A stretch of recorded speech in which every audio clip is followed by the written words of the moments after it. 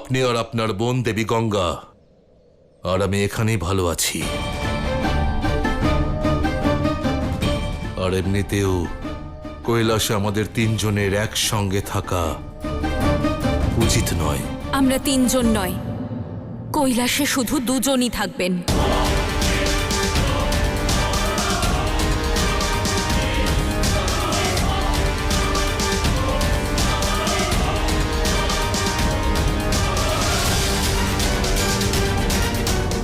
না,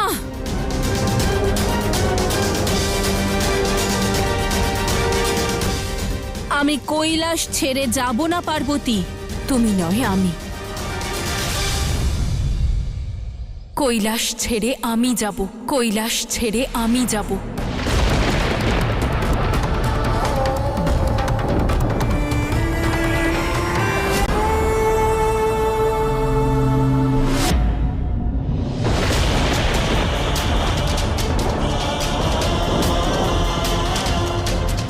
এটা আপনার সিদ্ধান্ত দেবী পার্বতী। আপনাদের দুজনের বিবাহ করিয়ে আমি আপনাদের সংসার থেকে বিলুপ্ত হয়ে যাব, বিলুপ্ত হয়ে যাব, বিলুপ্ত হয়ে যাব।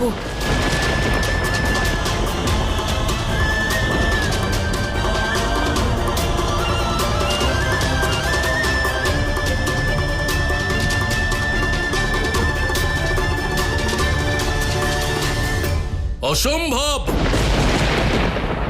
অসম্ভব এটা। এই অসম্ভবকে সম্ভব আমি করব।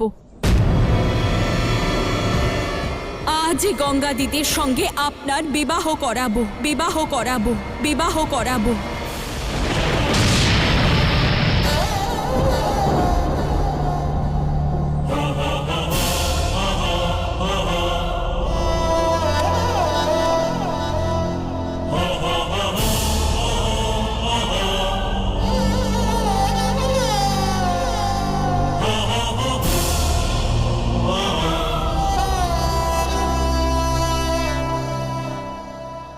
আপনি অতি উত্তম।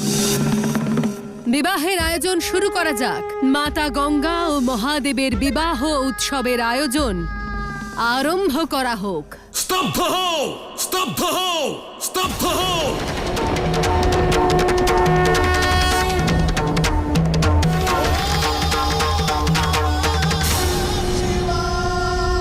মনসা, তোমার ভ্রম ত্যাগ করো। শিব শক্তি সংসারের আধার, প্রেমের পরিভাষা। সর্বদা একসঙ্গে ছিলেন আর একসঙ্গে থাকবেন। শিব আর গঙ্গার বিবাহের সিদ্ধান্ত অসম্ভব। এই অসম্ভবকে সম্ভব আমি করব।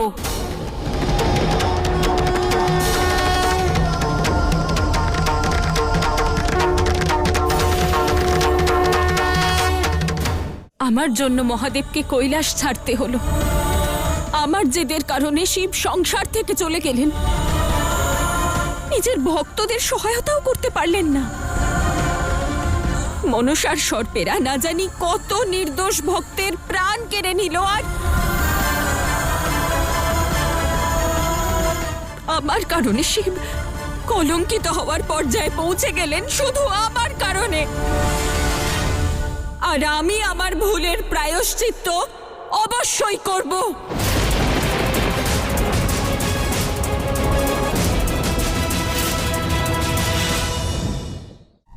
দেবী পার্বতী, এই অনর্থ কেবল আপনার জেদের কারণে হয়নি। দেবী গঙ্গাও এই ঘটনার অংশীদার। আর সত্য তো এটাই যে দেবী গঙ্গার দোষের তুলনায় আপনার দোষ বড়ই সূক্ষ্ম দেবী। দোষের মাত্রা আর দোষের গভীরতায় কিচ্ছু যায় আসে না। সত্য তো এটাই যে এই দোষের ভাগীদার আমিও, আর সেটুকুই যথেষ্ট। আমাকে আমার দোষের প্রায়শ্চিত্ত করতে হবে, আর নিজের শক্তির প্রায়শ্চিত্তের জন্য মহাদেব গঙ্গা দিদিকে বিবাহ করবেন, গঙ্গা দিদিকে বিবাহ করবেন, গঙ্গা দিদিকে বিবাহ করবেন।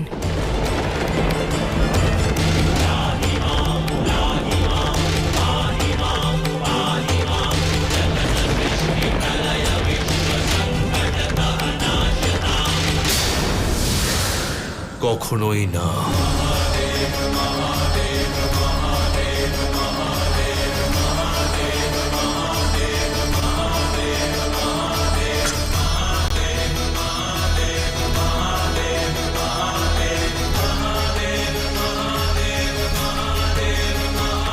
মহাদেব, আপনাকে আবার দিব্যি চোখ খুলুন।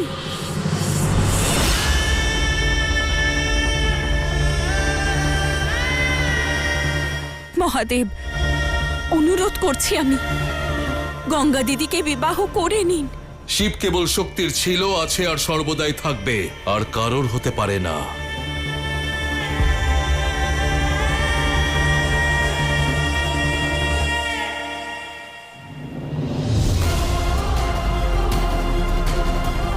মহাদেব, আপনার শক্তির ইচ্ছার মান রাখুন, এই বিবাহ করে নিন। কখনোই না। দেবে, এই পাপ করার জন্য মহাদেবকে কেন বাধ্য করছেন? আপনার জেদ ত্যাগ করুন। এতে না শিব শক্তির ভালো হবে আর না সংসারে। সংসার যাই চাক না কেন,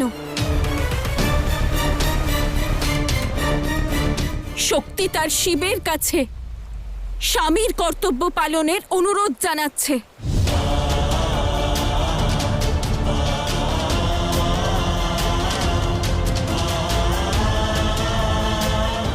অন্তিম ইচ্ছা আমার এটা মহাদেব। এরপরে আমি আপনার কাছে আর কোনোদিন কিচ্ছু চাইব না। গঙ্গা দিদি এত বছর দূরে ছিল, আপনাকে আরাধ্য মনে করে। এবার আমার পালা আপনার থেকে দূরে যাওয়ার, দূরে থেকে আপনার আরাধনা করার।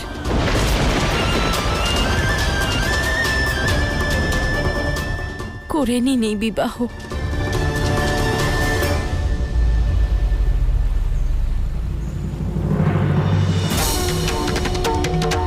একজন স্বামীর কর্তব্য অন্য কারোর সঙ্গে বিবাহ করা নয় দেবী পার্বতী।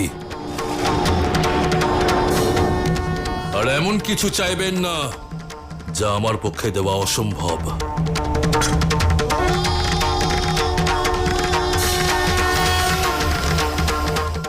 এখনো আপনার কাছে সময় আছে দেবী গঙ্গা, নিজের ভুলকে শুধরে নিন।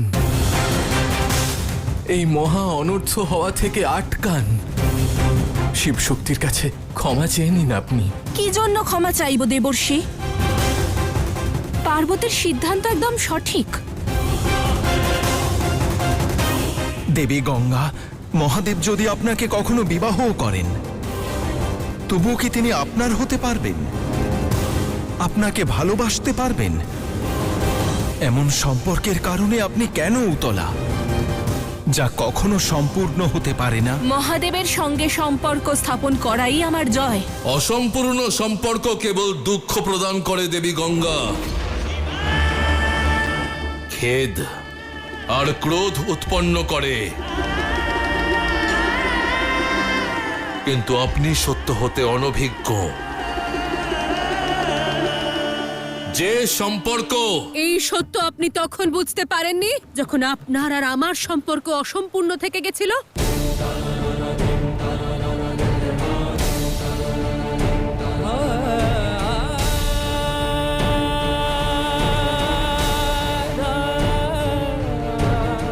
পিতার সাথে কন্যার সেই অসম্পূর্ণ সম্পর্ক কি আপনাকে কষ্ট দিত না?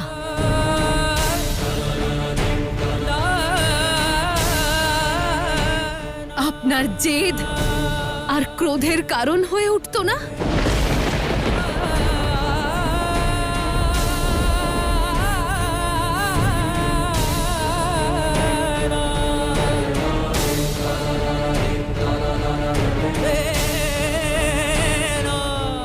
মেনে নিন মহাদেব, আমি আপনার উপর কোনো প্রশ্ন চিহ্ন বা কলঙ্কের দাগ সহ্য করতে পারবো না। বোঝার প্রচেষ্টা করুন। আর মনসা, তোমার ইচ্ছা শিব শক্তিকে পরাজিত করা তো? তাহলে আজ আমি তোমাকে আদি শক্তির পদ দিলাম, আদি শক্তির পদ দিলাম, আদি শক্তির পদ দিলাম।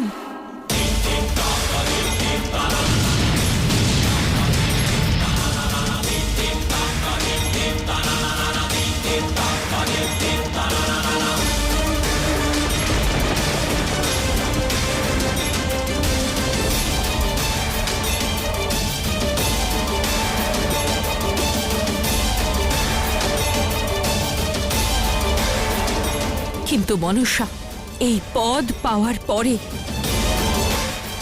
দয়া করে মহাদেবের সঙ্গে শত্রুতা ত্যাগ করে দিও।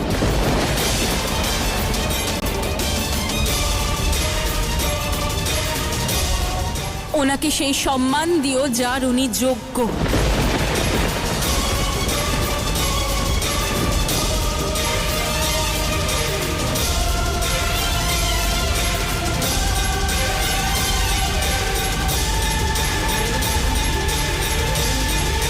এ আপনি কি বলছেন দেবী পার্বতী? সারা জীবনের সম্পর্ক মুহূর্তের মধ্যে ভেঙে দেবেন?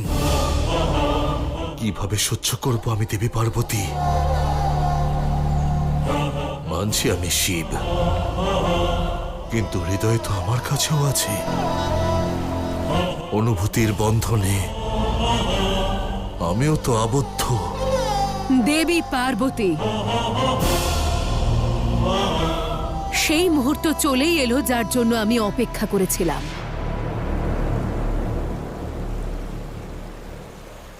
আমি আপনার শর্ত স্বীকার করছি।